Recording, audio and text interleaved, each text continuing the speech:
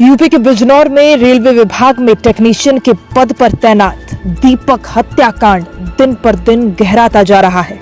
दीपक की पत्नी शिवानी ने भले ही ये कबूल कर लिया कि हत्या उसी ने की, लेकिन पर्दे के पीछे आखिर साजिश कौन रच रहा था, इसका खुलासा सबको हैरान करने वाला है। दीपक को मारकर उसकी पत्नी शिवानी ने उसकी नौकरी और फंड हासिल करने की बातें तो कही, लेकिन पुलिस को ये शक शुरुआत से है कि शिवानी के संपर्क में वो कौन सा शख्स है जो उसे इन सब के आइडियाज दे रहा था। सूत्रों की माने तो ये और कोई नहीं बल्कि शिवानी का प्रेमी है। आपने सही सुना, पुलिस को शक है शिवानी की प्रेमी पर। शिवानी ने शुरुआत में जिस शख्स को इस हत्याकांड में शामिल होना और अपना करीबी बताया, उससे जब पूछताछ हुई तो उसे शिवानी को पहचानने से इनकार कर दिया। अब जानते हैं कि आखिर शिवानी ने मारने की प्लानिंग कैसे की और दीपक किससे न मिलने देने की हिदायत बार बार शिवानी को दे रहा था।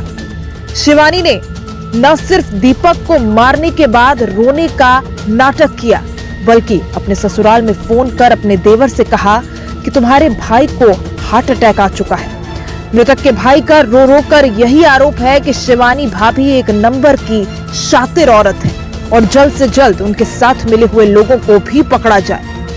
दीपक के भाई के आरोपों पर शिवानी को गिरफ्तार कर पुलिस ने कोर्ट में पेश किया, जहां से उसे जेल भेजा गया। 2 दिन की जांच के बाद ये सामने आया कि महिला ने पहले पति को धोखे से नाश्ते में नींद की गोलियां खिलाई थी, फिर उसके बाद उसका गला घोंट दिया। उसका कहना है कि पति उसके चरित्र पर शक करता था और उसके साथ मारपीट भी किया करता था। पुलिस की पूछताछ में शिवानी ने कहा कि दीपक अपने परिजनों संग घर पर ही रखने की जिद कर रहा था।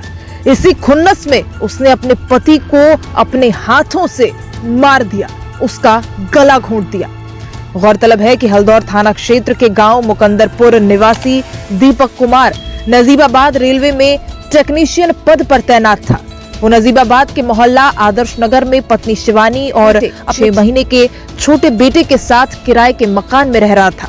बीते 4 अप्रैल की दोपहर को उसकी पत्नी ने गला दबाकर हत्या कर दी और हार्ट अटैक का शोर मचाते हुए पहले पूजा अस्पताल और फिर बिजनौर में मेडिकल कॉलेज अस्पताल में शव को ले गई।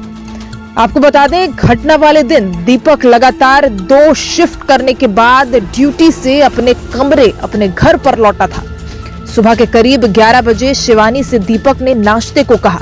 इसी बीच शिवानी ने इस नाश्ते में मखाने और अन्य खाने पीने की चीजों में नशे की 4 गोलियां मिला दी थी।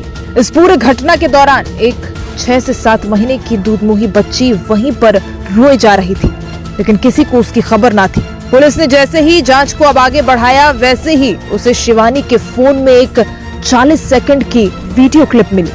इस वीडियो क्लिप को ध्यान से सुनने पर पता चलता है कि इसमें वही छोटी सी बच्ची रो रही है, तो दूसरी तरफ ये दोनों एक दूसरे से जबरदस्त लड़ाई कर रहे हैं। इसके बाद ही दीपक का शव भी बरामद किया गया। दीपक की हत्या के बाद शिवानी ने अपने देवर को फोन लगाकर कहा कि दीपक को हार्ट अटैक आ गया। हालांकि देवर ने शक की बुनियाद पर शिवानी के साथ ही एक अन्य आरोपी पर एफआईआर दर्ज करवाई। करीब 36 घंटे तक पुलिस को गुमराह करने के बाद आखिरकार शिवानी ने यह मान लिया कि उसने ही अपने पति यानी दीपक को मौत के घाट उतारा।